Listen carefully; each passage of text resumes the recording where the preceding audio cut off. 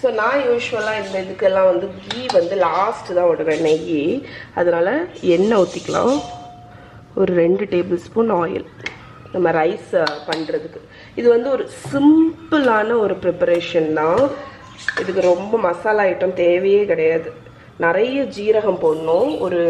ஒரு table spoon அளவுக்கு ஜீரகம் வந்து இந்த ஆயிலில் போட்டுக்கோங்க.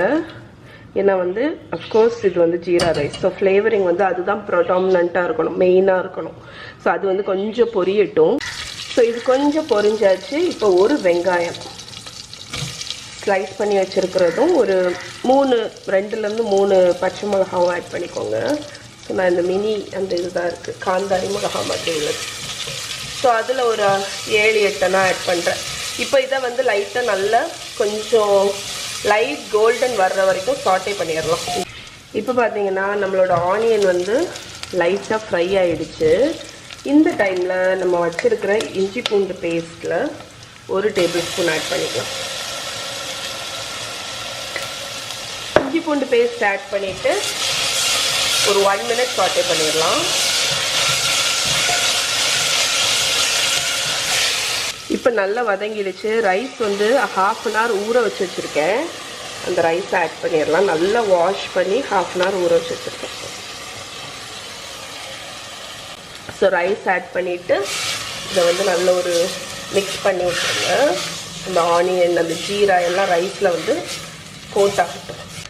ஸோ 1 கப் ரைஸுக்கு வந்து 1.5 கப் தண்ணி அந்த அளவில் ஊற்றிக்கோங்க. எவ்வளோ அரிசி போடுறீங்களோ அதுக்கு தக்கன 1க்கு 1.5.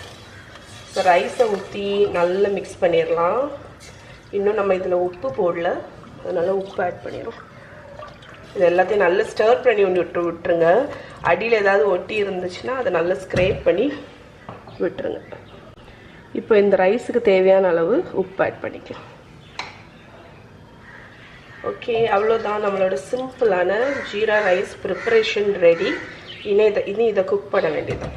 இப்போ நம்ம ரைஸ் வந்து ஒரு ஃபுல் பாயில் வரட்டும். அதுக்கப்புறம் நம்ம மூடி ஒரு விசில், அவ்வளோதான், முடிஞ்சு. ஸோ இப்போ பார்த்தீங்கன்னா ஒரு கொதி வர ஆரம்பிச்சிடுச்சு. இந்த டைமில் நல்லா மிக்ஸ் பண்ணி விட்டுட்டு நம்ம ப்ரெஷர் குக்கரை மூடிடலாம். மூடியாச்சு. இங்கே ப்ரெஷர் பில்ட் ஆக ஆரம்பிச்சிச்சு பாருங்கள்.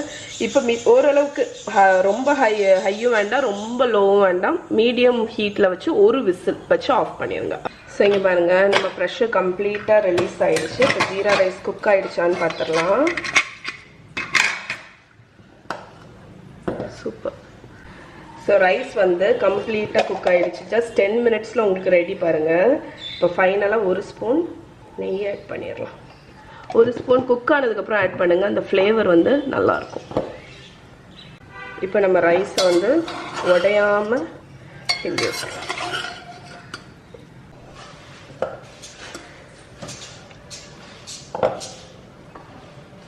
ஸோ இங்கே பாருங்கள், ஜீரா ரைஸ் எவ்வளோ ஃப்ளஃபியாக இருக்குன்னு, நல்ல ஃப்ளேவர்ஃபுல்லாகவும் இருக்கும். ஓகே, ஸோ நம்ம ஜீரா ரைஸ் கூட மஷ்ரூம் மசாலா வச்சு சர்வ் பண்ணிட வேண்டியதுதான். ஸோ இதுதான் இன்றைக்கி எங்களோட டின்னர்.